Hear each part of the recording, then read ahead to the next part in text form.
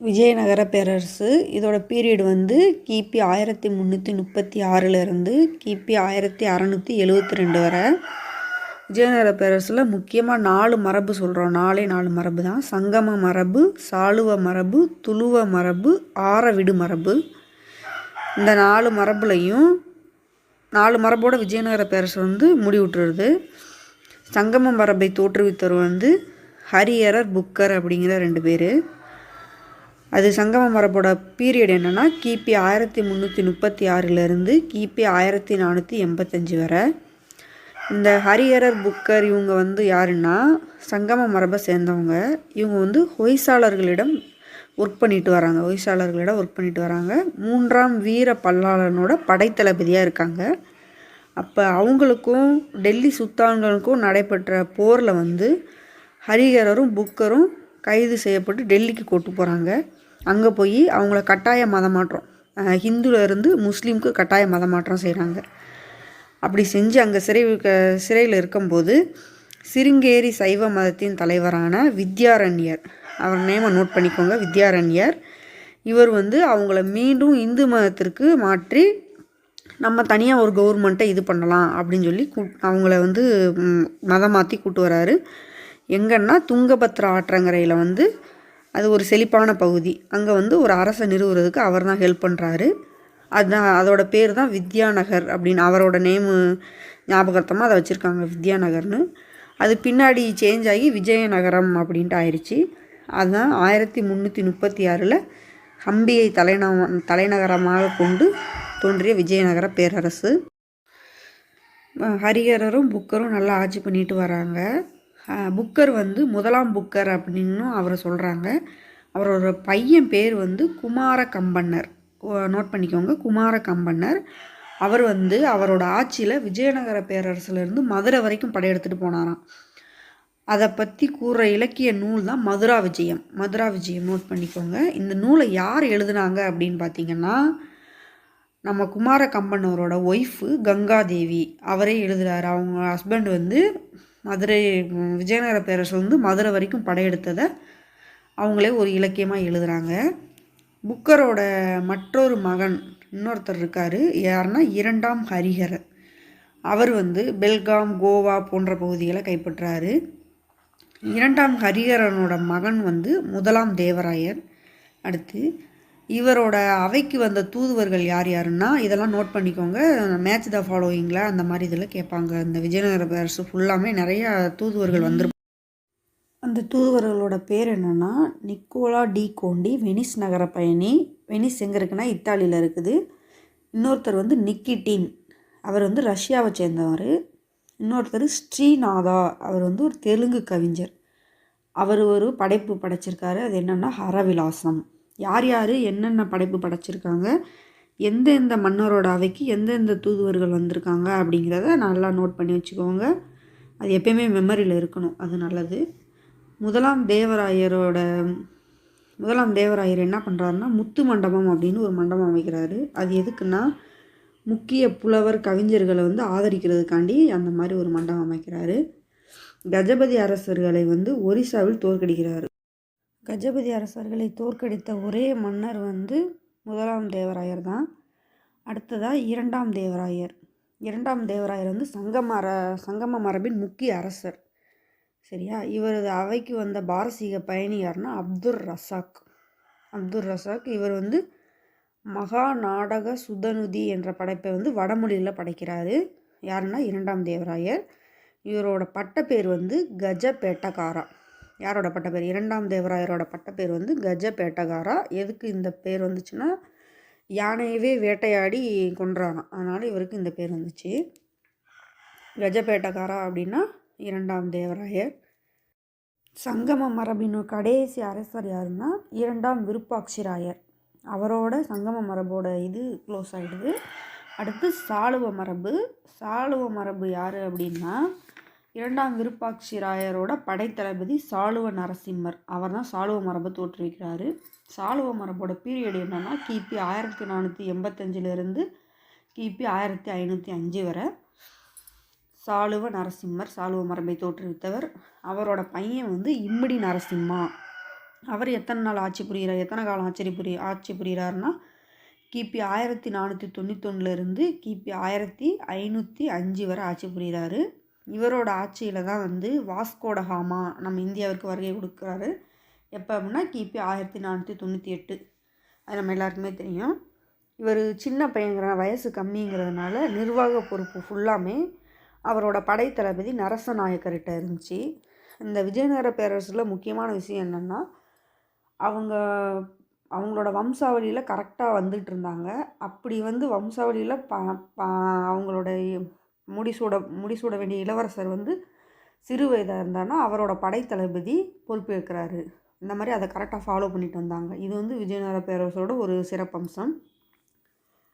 அடுத்து துளுவ மரபு வருது. துளுவ மரபை வந்து தோற்றுவித்தவர் யார் அப்படின்னா நம்ம சாளுவ மரபில் படைத்தளபதியாக இருந்தாலும் நரச நாயக்கர். அவரோட பையன் வந்து வீர நரசிம்மர் தான் துளுவ மரபை தோற்றுவிக்கிறாரு. இவரோட ஆட்சி காலம் வந்து கிபி 1505 கிபி 1509 வரை துளுவ மரபு. இது ஒரு முக்கியமான மரபு. ஏன்னா இதில் ஒரு முக்கியமான அரசர் இருக்கார். அவர் யார் அப்படின்னா கிருஷ்ணதேவராயர். விஜயநகர பேரரசின் முக்கிய அரசர் யாருன்னா கிருஷ்ணதேவராயர். இவரோட ஆட்சி காலம் எப்படின்னா கிபி 1509 கிபி 1529 வரை. கிருஷ்ணதேவராயர்லேருந்து நமக்கு நிறைய கொஸ்டின் கேட்பாங்க.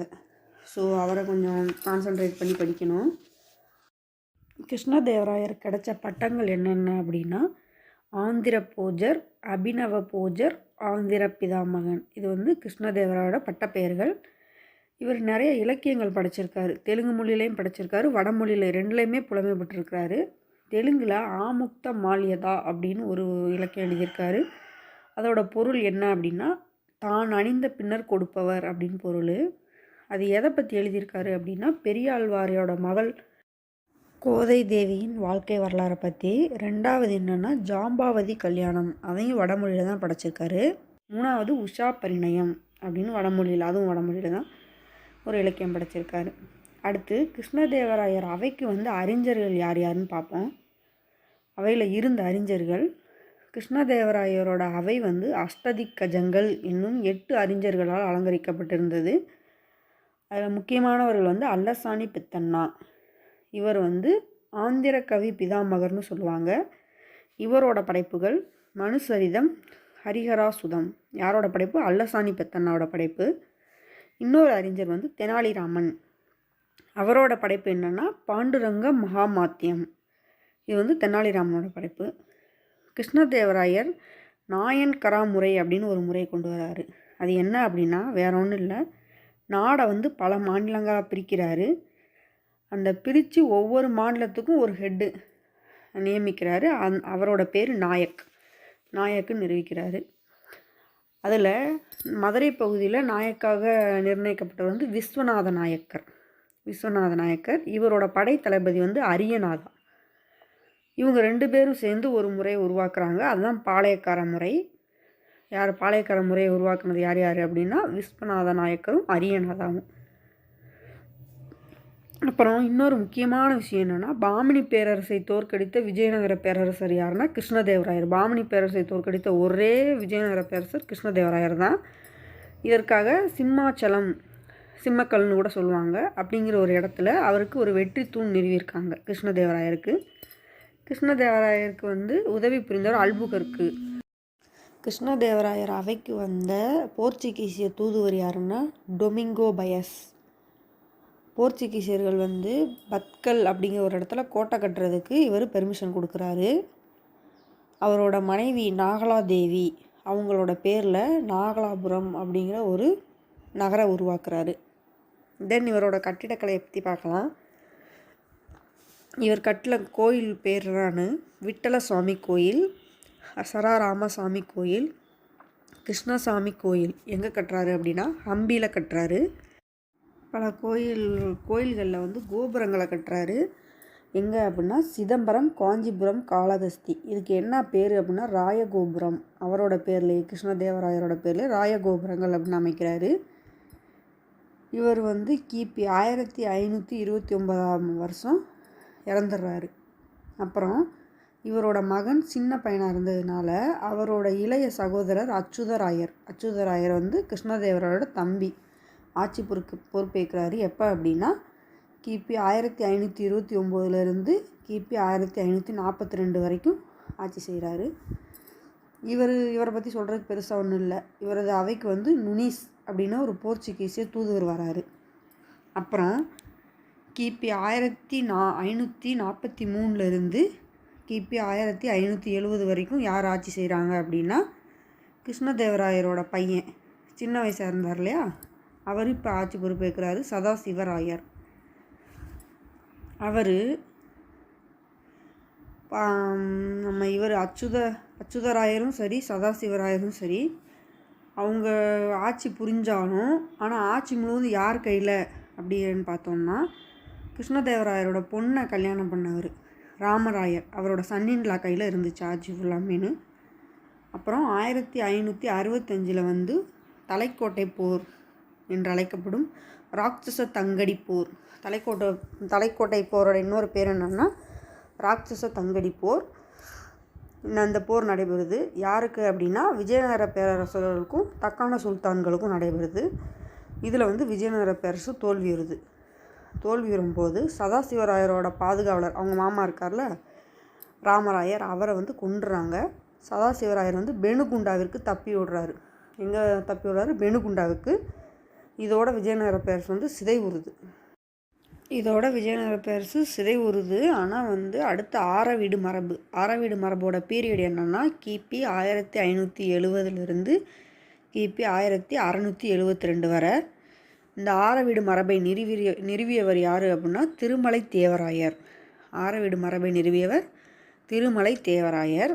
இவர் யாருன்னு பார்த்தீங்கன்னா ராமராயர் இருக்கார்ல கிருஷ்ணதேவராயரோட சன்னின்லா ராமராயர் அவரோட சகோதரர். இவங்க வந்து ஆரவீடு மரபை சேர்ந்தவங்க. இவர் தான் நிறுவியிருக்காரு.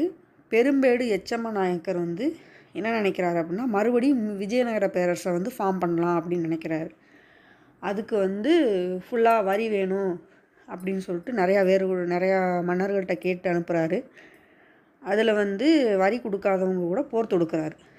யார் கூட? விஜயநகர விசுவாசிகள் ஒரு சைடு, இன்னொருத்தவங்க வேலூர் நாயக்கர், மதுரை செஞ்சி தஞ்சை அதோடு சேர்ந்த சுதேசிகள். அவங்க வந்து விஜயநகர பேரரசு உருவாகிறதுக்கு வரி கட்டாமல் இருக்கிறவங்க. இவங்களுக்குள்ளே நடைபெற்ற போரில் விஜயநகர பேரரசு வந்து முற்றிலுமாக சிதைவடைஞ்சிடுது. என்ன போர் நடைபெறுதுன்னா உத்தரமேரூர் போர் கிபி 1601 நடைபெறுது. இதில் தான் விஜயநகர பேரரசு ஃபுல்லாக டெஸ்ட்ராய் ஆகுது. கிபி 1570 கிபி 1646 வரை ஆரவீடு மரபு ஆட்சி ஃபுல்லாக நடந்தது. அப்புறம் 1672 வரைக்கும் சின்ன சின்ன அரசுகளை அங்கங்கே இது பண்ணிகிட்டு இருந்தது. அவ்வளோதான். அதோட விஜயநகர பேரரசு வந்து க்ளோஸ்டு. அடுத்து விஜயநகர பேரரசோட அம்சங்கள் என்னென்னு பார்க்கலாம். கிராம தலைவரை வந்து அவங்க எப்படி கூப்பிட்டாங்க அப்படின்னா கவுடா அப்படின்னு சொல்லி கூப்பிட்றாங்க. அப்புறம் விஜயநகர பேரரசு அந்த பீரியடில் வெளியிடப்பட்ட தங்க நாணயங்களோட நேம் வந்து வராகன் பக்கோடா. இவற்றில் வந்து கண்டபெருண்டா பெரிய அழகு வச்சு ரொம்ப பெரிய பறவை, அது ஒரு கற்பனை பறவை அப்படின்னு தான் சொல்கிறாங்க. அப்படி ஒரு பறவையே கிடையாது, அது ஒரு கற்பனை பறவைன்னு சொல்கிறாங்க. அந்த பறவையை வந்து அந்த நாணயத்தில் பொறிச்சிருக்காங்க. கன்னடம் மற்றும் நகரி எழுத்துக்கள் பொறிக்கப்பட்டிருக்கு அந்த நாணயத்தில். அப்புறம் தொழில்சார் அமைப்புகள் நிறையா உருவாக்குறாங்க. அதுக்கு பேர் வந்து கில்டுகள். கைவினைஞர்களுக்கும் வர்த்தகர்களுக்கும் தனித்தனியே கில்டுகள் இருந்ததாக அப்துல் ரசாக் அப்படிங்கிறவர் குறிப்பிடுறாரு. இங்கே அவைக்கு வந்த ஒரு பயணி குறிப்பிடுறாரு. இபின் பதுதா இன்னும் மொரோக்கோ நாட்டு பயணி வந்தார். இபின் பதுதா அப்படிங்கிற மொரோக்கோ நாட்டு பயணியும் விஜயநகர பேரரசு தான் வராரு. இதில் வந்து முதலமைச்சராக அவங்க எப்படி சொல்கிறாங்க அப்படின்னா மகாபிரதானி மகாநாயக்கச்சாரி அப்படின்னு சொல்கிறாங்க. தளபதியை தளவாய் அப்படின்றாங்க. பாதுகாவலர்களை வாசல் அப்படின்றாங்க. கணக்கரை ராயசம் அப்படின்றாங்க. உதவியாளரை அடைப்பம் அப்படின்றாங்க. இதெல்லாம் மேத் த ஃபாலோயிங்கில் வர்றது சான்சஸ் இருக்குது. ஸோ நோட் பண்ணி வச்சுக்கோங்க.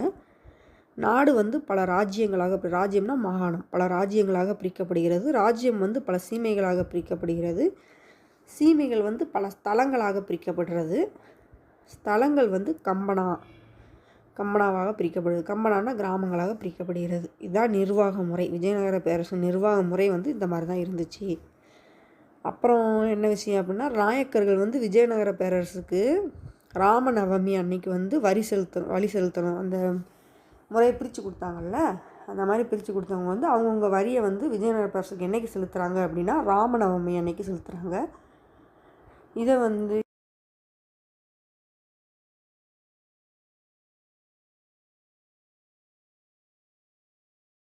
ராயவாசகம் அப்படிங்கிற நூலில் குறிப்பிட்டிருக்கு. நோட் பண்ணிக்கோங்க. இவங்க செலுத்துகிற வரியோட முறைகளை வேறு வேறு லாங்குவேஜில் எப்படி சொல்கிறாங்க அப்படின்னா, தமிழில் நாயக் கட்டணம், கன்னடத்தில் நாயக் தானம், தெலுங்கில் நாயன் காரமு அப்படின்னு சொல்கிறாங்க. அனைத்து இனக்குழு மக்களுக்கும் வந்து நாயக்க மன்னர் என்ற அந்தஸ்து கொடுக்குறாங்க.